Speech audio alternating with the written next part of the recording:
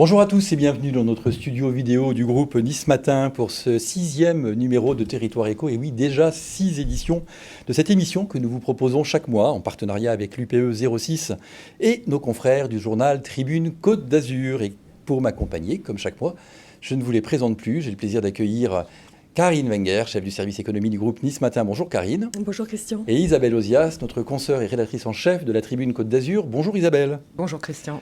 Pour débuter ce numéro 6 de Territoire Éco, vous y êtes désormais habitués, place à la grande interview.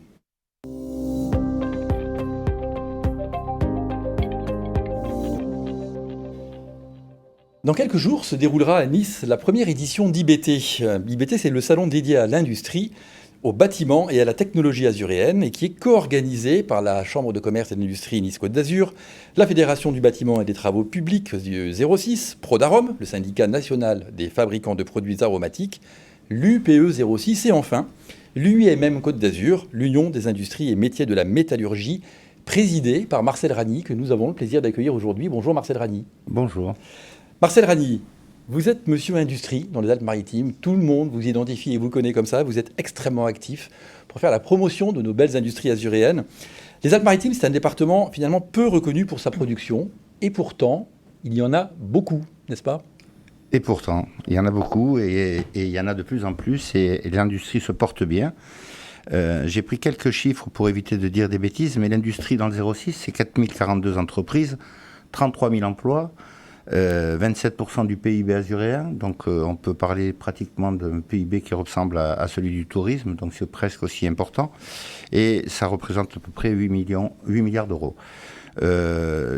L'industrie de la métallurgie, c'est 900 entreprises qui représentent à peu près 15 000 emplois, et les adhérents de l'UMM, c'est à peu près 200 entreprises, qui, elle, représente 10 000 emplois. Donc une grosse puissance de frappe. C'est une grosse puissance de frappe, et ceux qui n'adhèrent pas sont souvent des artisans ou des TPE qui n'ont pas vocation et qui se font conseiller par leur service comptable ou autre. Karine, Isabelle, à vous. Alors Marcel, quels sont les grands défis que va connaître ou que connaît déjà la filière industrielle azuréenne ? Alors, le défi, tout le monde en parle, et la semaine dernière, il y avait un bel événement sur la commune de Nice, mais sur la métropole de Nice, pardon, et c'est la réindustrialisation et le développement, la transition énergétique, qui est un sujet fort et qu'il ne faut pas prendre à la légère. Et dans l'industrie, ça se traduit comment ? Ça se traduit par une adaptation des industriels, des accompagnements importants pour mettre en place des codes de bonne conduite et puis surtout de leur expliquer que la décarbonation n'est pas obligatoirement un inconvénient, mais peut-être l'opportunité d'aller gagner de l'argent et des ouvertures d'esprit, des nouveaux métiers et peut-être aussi attirer des talents. Donc, on y reviendra tout à l'heure. D'abord, on va parler de cette première édition du salon IBT. Alors IBT, c'est pour industrie, bâtiment et tech. Ça remplace un petit peu l'ancienne mouture Industria en plus élargie. Pourquoi ce salon ? Alors, quand j'ai pris la présidence de l'UIMM, je souhaitais non pas faire disparaître Industria, parce que l'Industria j'y ai participé, j'ai été un acteur fort d'Industria. Le dernier, je l'ai coprésidé avec Michel Manago, mais mon ambition était de rassembler un maximum les entreprises du territoire. Je dis souvent que tout est industrie et que dans le BTP, il y a de l'industrie, dans la tech, il y a de l'industrie, et dans l'industrie, bien entendu, que ce soit le parfum ou la métallurgie, il y en a beaucoup. Donc j'ai trouvé que c'était un bon sujet de rassembler toutes les entreprises territoriales ou locales.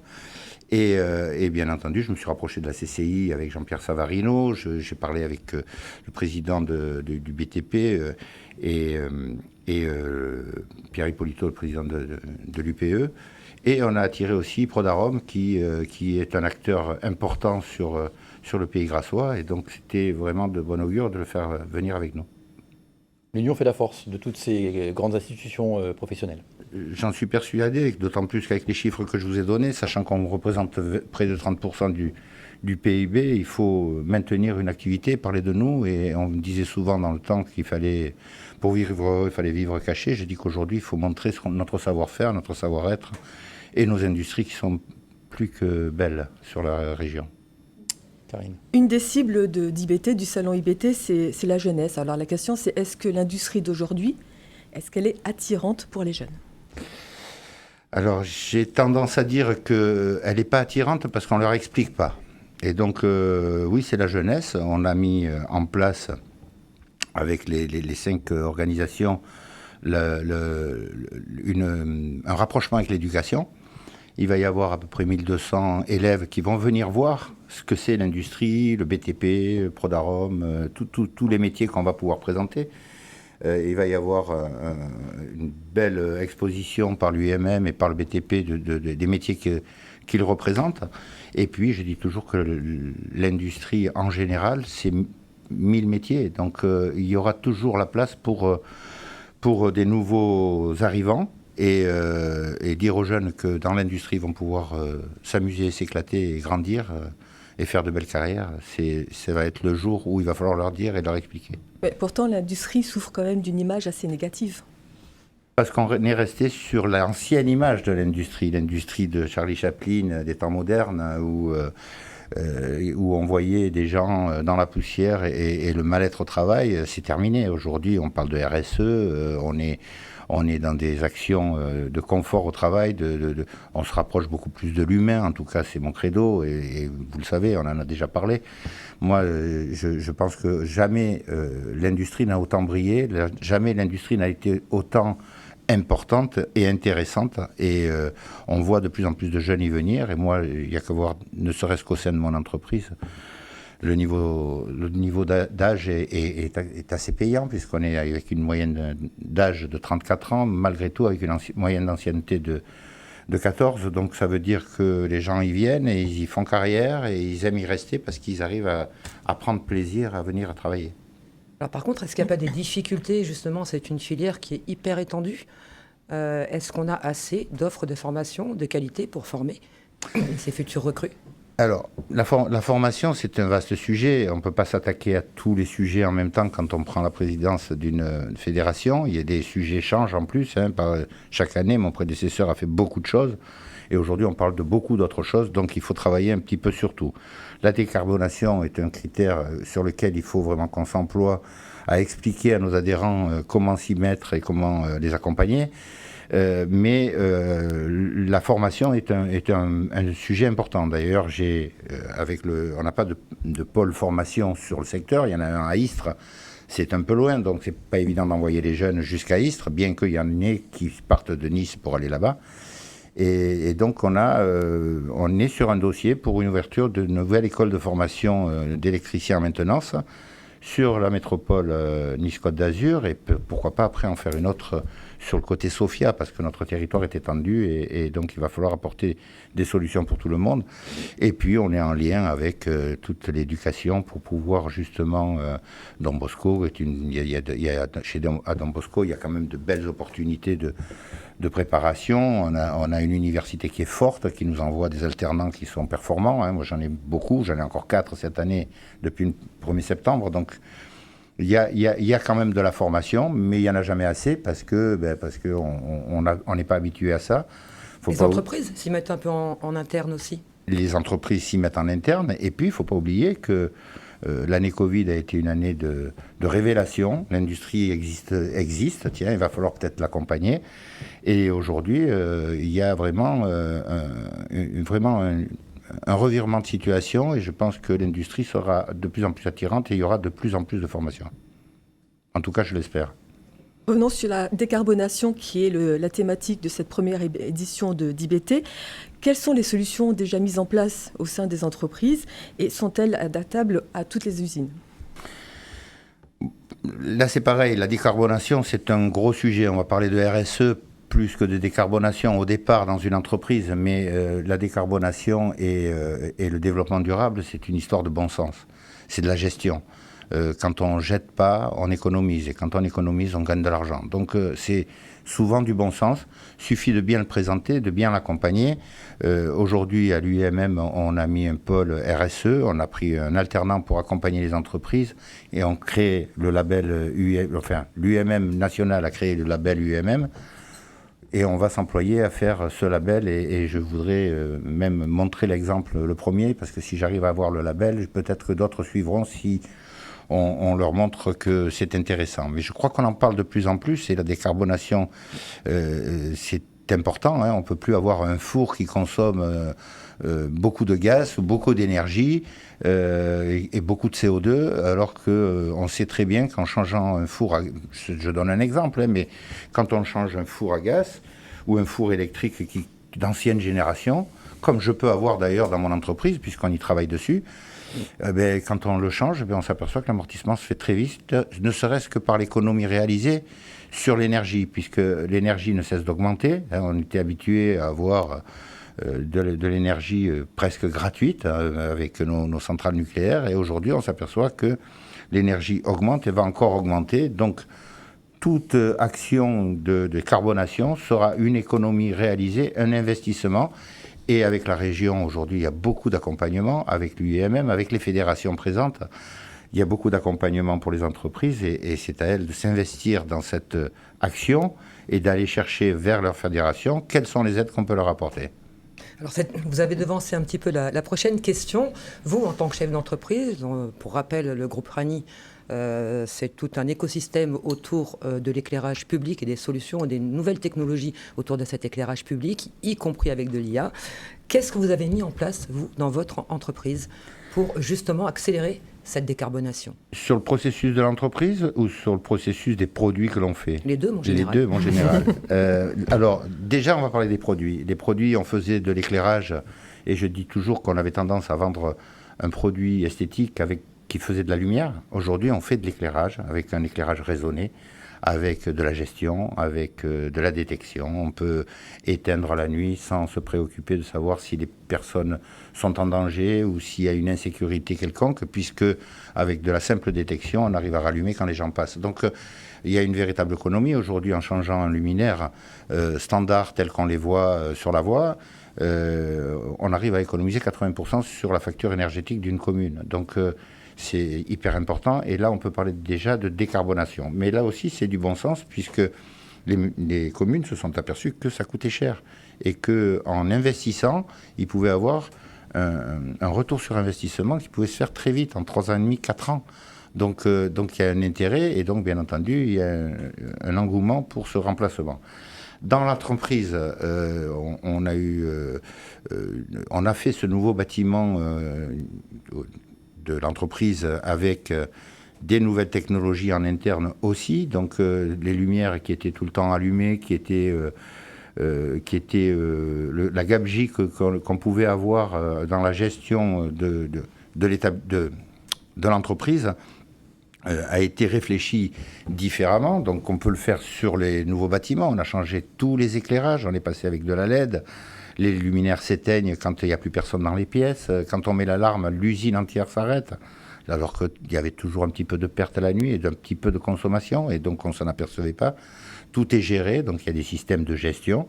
On a créé aussi, avec l'entreprise, on a créé une nouvelle filiale d'accompagnement pour les territoires et d'accompagnement. Et bien entendu, on va s'en servir pour nous-mêmes, puisque cet accompagnement va apporter des systèmes de gestion et de télégestion pour tous les fluides, que ce soit l'énergie électrique, l'énergie du gaz, l'énergie de l'eau, l'air et tout ce qu'on peut avoir autour de nous comme énergie. Donc, bien entendu, c'est un gros chantier, ça ne va pas se faire du jour au lendemain. Nous, je vous disais tout à l'heure, dans l'entreprise, on est en train de réfléchir sur une nouvelle découpe laser. On va enlever ces des vieilles machines qui consommaient beaucoup d'énergie. On est en train de réfléchir à remplacer nos 3 fours, puisqu'on en a un sur notre site du Var et 2 sur nos sites de la Gaude.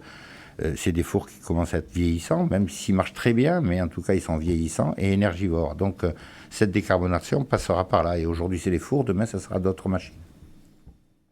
On parle beaucoup de réindustrialisation et de Made in France. Alors, ma question, c'est, vous y croyez ? Alors, c'est la question, c'est pas la question piège, c'est la question que j'attendais. Oui, j'y crois et j'y ai toujours cru. D'ailleurs, si j'y avais pas cru, j'aurais délocalisé à l'étranger. Je suis resté en France, je me suis toujours battu, déjà en tant qu'industriel, aujourd'hui encore plus avec ma casquette UIMM. Et oui, je crois à la réindustrialisation. Il faut y croire. Il y a des méga factories qui s'installent dans le nord de la France.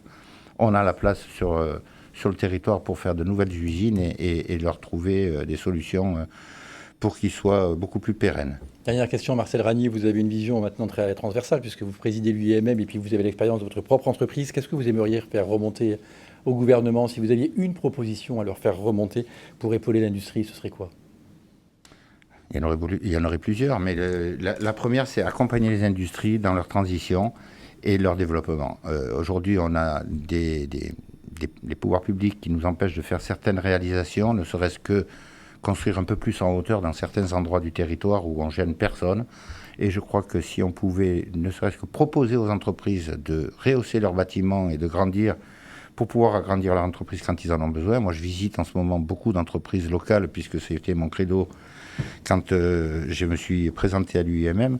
Je veux connaître mes adhérents, je les vois et tous me disent on est à l'étroit, il n'y a pas de terrain. Et donc, il y a d'autres possibilités, toujours avec un bon accompagnement. Et donc, ça serait bien que le gouvernement nous accompagne et nous aide et qu'on assouplisse un petit peu. Voilà. Merci infiniment Marcel Ragny, merci mesdames. Vous allez rester avec nous si vous le voulez bien. On va passer maintenant à notre rubrique suivante, le journal de l'écho. Et vous pouvez intervenir quand vous le souhaitez.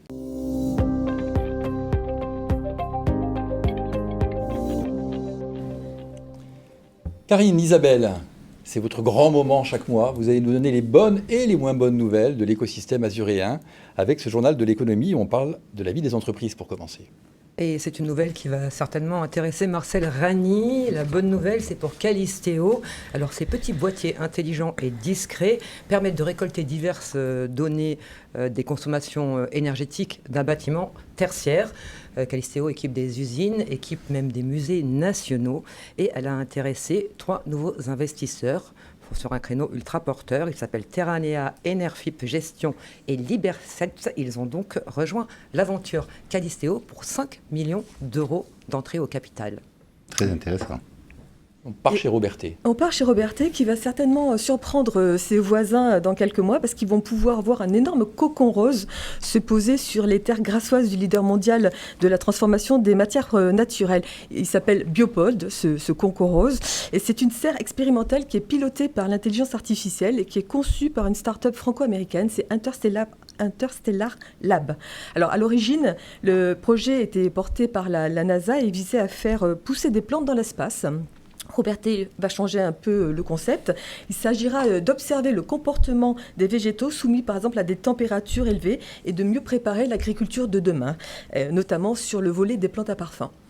Et bonne pioche aussi pour Polystock. Alors on reste dans l'environnement totalement correct. C'était, souvenez-vous, Christian, notre premier pitcher sur le territoire éco. Absolument. Stéphane Azikian nous avait expliqué par le menu son concept de filet récupérateur de déchets pour qu'ils n'envahissent pas trop nos espaces aquatiques, que ce soit la mer ou les rivières. Eh bien, Polystock était ce 3 octobre sur le Monaco Business, le salon 100% économique de la Principauté. Et il semblerait que la techno canoise ait intéressé la Fondation Albert II, qui s'engage à respecter et à faire progresser la santé planétaire. Et c'est toujours sympa d'avoir un petit atout monégasque dans la Manche. Je confirme, parce que nous avons organisé le club de l'éco monégasque récemment, en présence de Stéphane Azikian et du vice-président de la Fondation Albert II, et visiblement, ils ont des touches entre eux.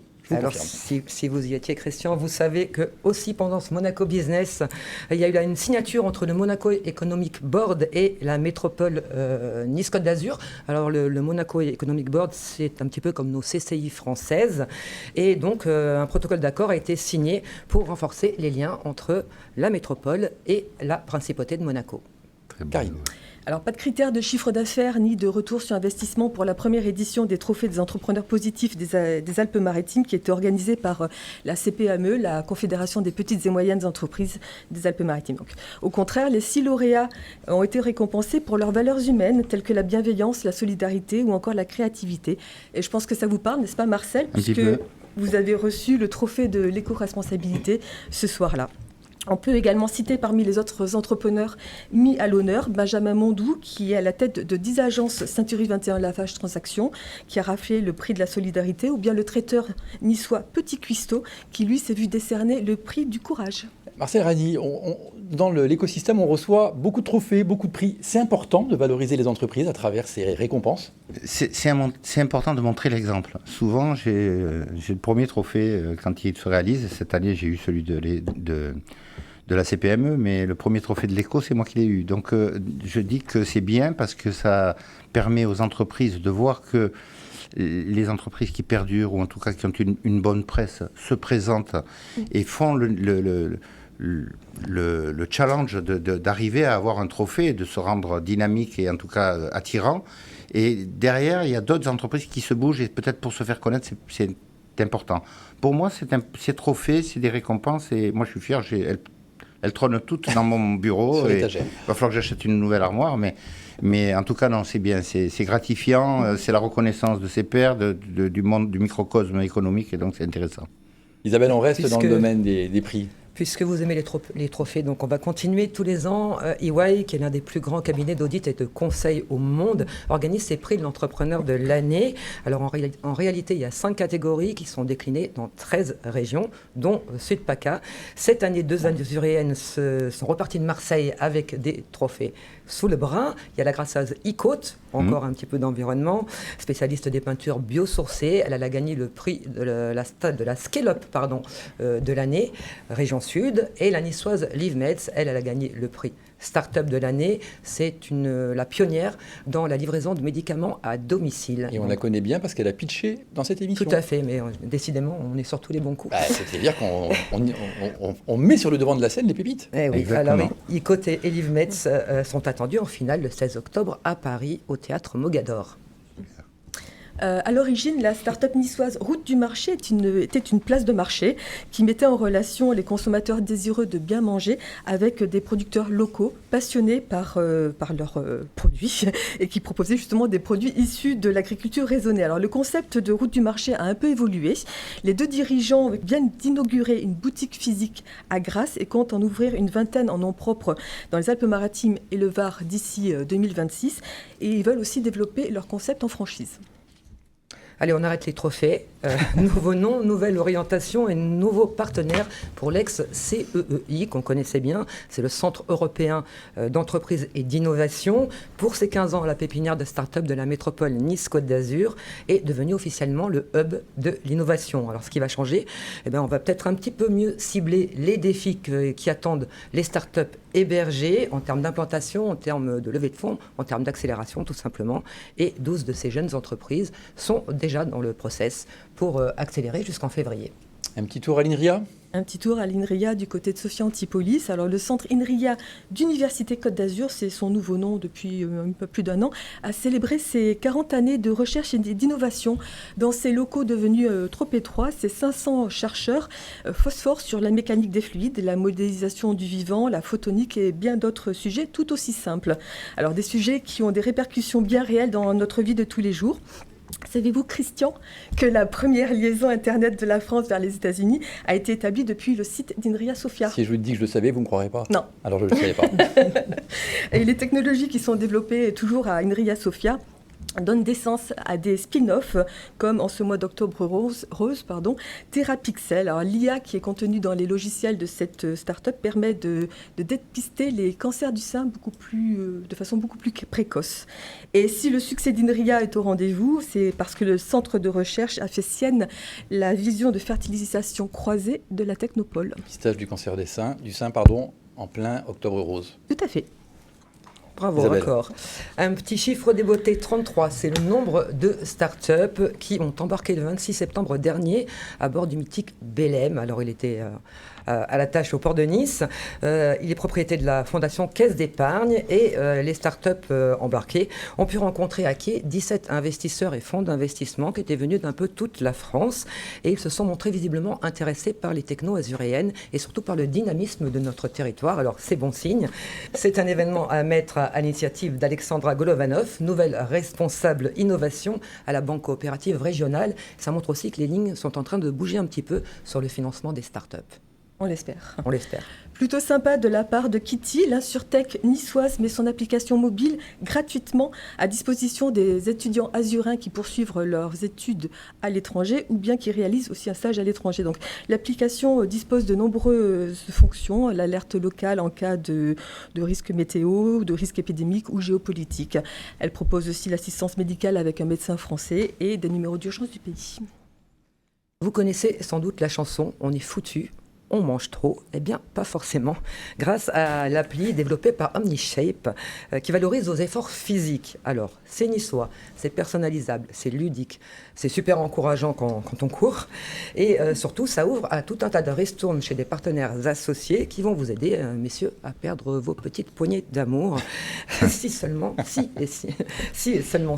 vous respectez votre feuille de route quotidienne côté exercice physique. C'est pas le plus simple. Karine. Justement, en parlant d'exercice physique, avec Trees on the Way, c'est le nom du périple démarré il y a quelques jours à Sophia Antipolis par Benjamin Parent, qui va parcourir 50 000 km à vélo et traverser 44 pays pour rencontrer 21 entrepreneurs à impact positif. Alors Benjamin Parent va aussi œuvrer pour la planète parce qu'il va planter un arbre tous les 21 km. On a fait le calcul, c'est à peu près 2500. Son retour avec des gambettes hyper musclées est prévu dans 3 ans. Et vous serez à l'arrivée, bien sûr. Bien sûr. Avec OmniShape. Alors, Avec OmniShape. On ne sait pas on ne sait jamais si c'est une bonne ou une mauvaise nouvelle, mais on parle régulièrement de rachat. Quel est le rachat du mois ? Le rachat du mois, c'est celui de Sequoia Soft. Alors Sequoia Soft, c'est l'éditeur de logiciels sophipolitain spécialisé dans l'hospitalité, c'est-à-dire qui fournit des solutions de gestion, d'exploitation et de commercialisation aux hôtels, aux campings, aux villages vacances. Alors, Sequoia Soft a été racheté par l'Héraultais Septéo, qui lui aussi est éditeur de logiciels et qui avait déjà fait l'acquisition il y a 2 ans de la PropTech sophipolitaine Kinaxia. Donc Sequoia Soft, qui va désormais s'appeler Septéo Hospitalité, va jouer un rôle important dans la croissance de l'Occitan parce qu'il prévoit de doubler son chiffre d'affaires de 354 millions d'euros d'ici à 4 ans, justement grâce à la branche hospitalité. Et puis, comme tous les mois, vous allez nous faire part de vos coups de cœur. Celui d'Isabelle, c'est... Un beau coup de cœur pour Adastra. C'est une société de production cannoise. Elle est accueillie au campus Méliès et elle s'illustre dans la prod et dans la post-prod de films d'auteur. Son dernier long métrage, La Roy, a été sacré Grand Prix du Festival du film américain de Deauville. C'est l'équivalent d'une palme d'or à Cannes. Il a été primé parce que son réalisateur, justement, Shane Atkinson, est américain. En plus du Grand Prix, La Roy a engrangé les prix de la critique et les prix du public. Ça veut dire tout simplement que les salles vont s'ouvrir en grand dans toute la France à l'humour grinçant et un chouïa cannois de La Roy. On a hâte. Karine, le coup de cœur ? Pas un coup de cœur, mais plutôt une belle histoire que je voudrais vous raconter, Christian, et qui va plaire à l'amateur de sport que vous êtes, puisqu'il s'agit de rugby et de l'équipe des Tonga. Alors, cette équipe qui vient des îles du Pacifique est certainement celle qui a le moins de moyens de tous les pays qui étaient qualifiés pour cette Coupe du Monde 2023. C'est la raison pour laquelle le laboratoire pharmaceutique de Sophia Antipolis, IPSA France, c'est l'ex-laboratoire genévrier, la sponsorise depuis 2019. Alors pourquoi ? Parce que le directeur général d'IPSA France, Fabrice Jauvert, a été touché par cet archipel qui a instauré le rugby non pas en tant que sport national, mais pratiquement en tant que religion. Tout le monde y joue. Donc c'est la raison pour laquelle IPSA a décidé de monter sur place une académie du rugby, destinée aux garçons comme aux filles, et qui vise à l'éclosion des talents. Les îles Tonga, 100 000 habitants, 1900 joueurs de rugby. Ça, vous ne le saviez pas ? Non. Les joueurs tongiens ne sont 100 000 pas... habitants. 100 000 habitants. Oui, tout à fait. Mais 1900, voilà, joueurs de rugby, ce qui montre un petit peu la qualité de ces joueurs quand on voit contre quel pays ils jouent. Tout à fait. Les joueurs tongiens ne sont pas les seuls à mouiller le maillot, Karine. Et non, effectivement, parce que le DG d'IPSA France et une centaine de ses collaborateurs azuréens ont profité du match Écosse-Tonga qui avait lieu à l'Alliance Riviera fin septembre pour encourager leur équipe favorite qui malheureusement s'est inclinée face aux 15 du Chardon. Je ne dirai pas le score. Et elle a rejoué après contre l'Afrique du Sud et malheureusement, elle est éliminée de la compétition. Mais elle a très bien joué quand même. Tout à fait. Marcel Ragny, quand on voit cette richesse de notre territoire avec toutes ces informations que viennent de nous donner Karine et Isabelle, on peut être fier quand même de participer à l'écosystème azuréen. Moi, je suis fier. C'est pour ça que je suis investi et puis je suis un passionné. Mais je disais encore cet après-midi chez un adhérent que je suis allé visiter qu'on est dans le territoire le plus beau du monde. J'ai beaucoup tourné, beaucoup voyagé, et chaque fois que je suis revenu, j'ai dit c'est ici que c'est le plus beau. Pas chauvin du tout, Marcel Ragny. Je ne suis pas chauvin du tout, je suis juste réaliste. Merci infiniment d'être resté avec nous et de nous avoir fait partager votre expérience et votre passion du territoire et de l'écosystème azuréen. Merci à toutes les deux. Et nous passons maintenant à notre rubrique suivante, dans les coulisses d'une entreprise.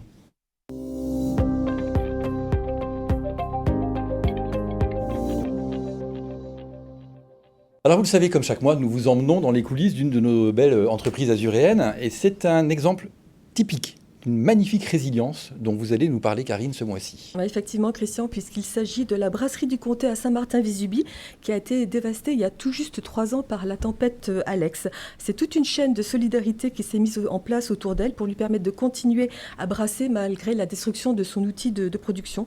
Et la brasserie est revenue plus grande, plus forte et surtout plus diversifiée.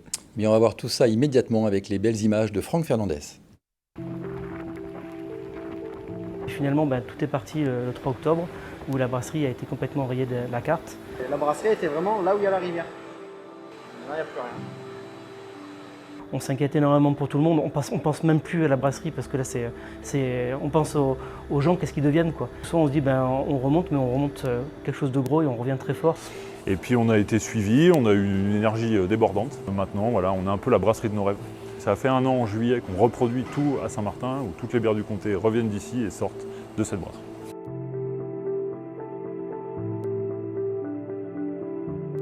La brasserie est née en 2011 par mon associé Laurent Fredge, qui a brassé ici parce que c'est un enfant du pays et qu'on a une eau qui est magique et il savait qu'il pouvait faire une bonne bière grâce à cette eau.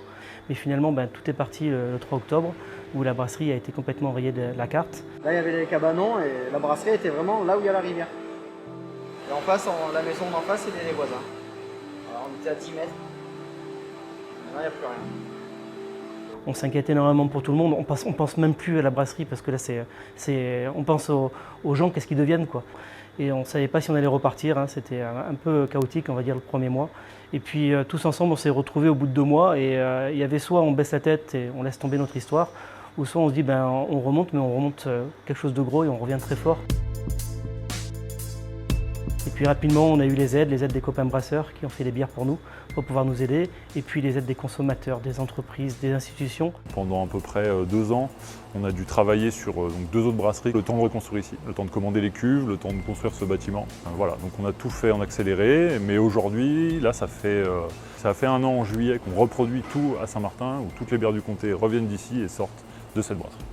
Tout le monde nous a poussé à redémarrer à zéro et à construire une brasserie où on passe de 5000 litres à presque 15 000, 20 000 litres par semaine.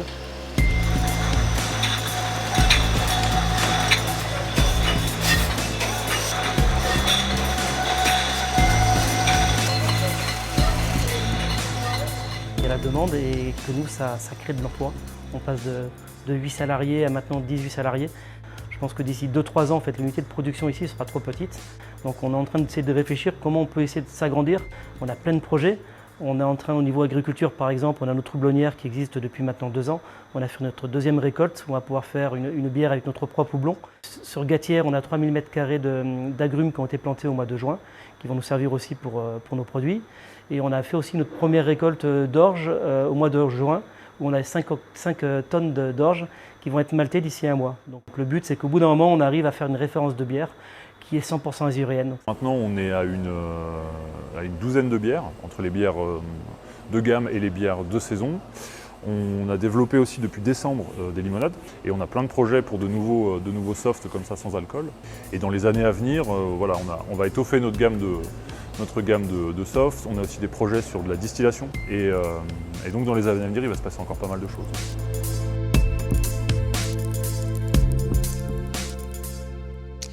Magnifiques images, magnifiques reportages et surtout magnifique résurrection de la brasserie du Comté. Ça nous fait très très plaisir de voir une entreprise à ce point sinistrée pouvoir renaître de ses cendres.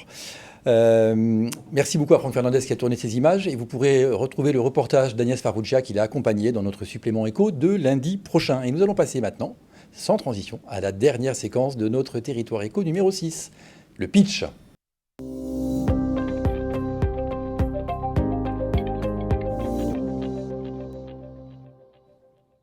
Et pour cette dernière séquence de l'émission, nous allons parler d'un sujet que nous n'aimons guère aborder d'habitude. Qu'arrive-t-il à nos biens numériques après notre décès? Il faut savoir qu'entre les identifiants de mail, les réseaux sociaux, les comptes bancaires, la crypto-monnaie, nous avons en moyenne chacun d'entre nous une centaine de comptes numériques. Pour nous expliquer comment faciliter la transmission de ce patrimoine aux ayants droit, nous avons invité Jean-Charles Chemin. Bonjour Jean-Charles Chemin. Bonjour. Vous êtes le créateur de Legapass qui vient tout juste de boucler une levée de fonds. Vous allez avoir 1 minute 30, 90 secondes pour pitcher votre start-up avec un petit chronomètre qui s'affiche et des caméras qui font face à vous. Top chrono. Allez, bonjour, je suis Jean-Charles Chemin, le président et cofondateur de Legapass. Donc Legapass, l'idée elle est venue suite malheureusement à la perte d'un proche. On s'est rendu compte de l'importance de la valeur du patrimoine numérique. Aujourd'hui, tout le monde possède des comptes sur les réseaux sociaux, tout le monde possède une boîte mail, tout le monde possède des photos, des souvenirs stockés quelque part sur un cloud, et de plus en plus, on possède des crypto-monnaies. Sans le savoir, on a tous constitué un immense patrimoine numérique. Malheureusement, que devient ce patrimoine numérique si jamais il nous arrive quelque chose? La réponse est simple et assez malheureuse. Dans bien des cas, il risque d'être perdu, piraté, ou tout simplement de disparaître avec nous. Et c'est pour éviter ça qu'on a créé Legapass. Donc Legapass, c'est un espace ultra sécurisé, dans lequel vous allez pouvoir enregistrer, sauvegarder les codes confidentiels qui ouvrent l'accès à votre patrimoine numérique. Grâce à une technologie unique, il y a un brevet qui est en cours de dépôt, vos données sont protégées avec des algorithmes de chiffrement de niveau militaire et archivées dans des véritables coffres-forts physiques, hors ligne, déconnectés d'Internet pour éviter toute attaque. Mais surtout, notre processus garantit la restitution à vos bénéficiaires, à vos héritiers, de manière complètement confidentielle et sous le contrôle d'un huissier de justice.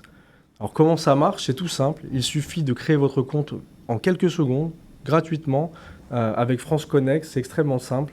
Et vous pouvez commencer à utiliser Legapass et à déposer déjà vos premiers codes confidentiels et à sécuriser la transmission de votre patrimoine numérique. Parfaite démonstration. Merci beaucoup Jean-Charles dans le temps absolument imparti. C'est avec vous que s'achève cette émission que vous pourrez voir et revoir sur nos sites internet, nos pages Facebook, la chaîne YouTube du groupe Nice Matin, mais aussi bien sûr le site de la Tribune Côte d'Azur, tribuca.net. Merci à tous de nous avoir suivis. Merci mesdames. On se revoit le mois prochain. Merci à Sophie Doncet, Philippe Bertini à la réalisation de cette émission. On se retrouve le mois prochain pour un nouveau numéro de Territoire Éco et excellente journée à tous.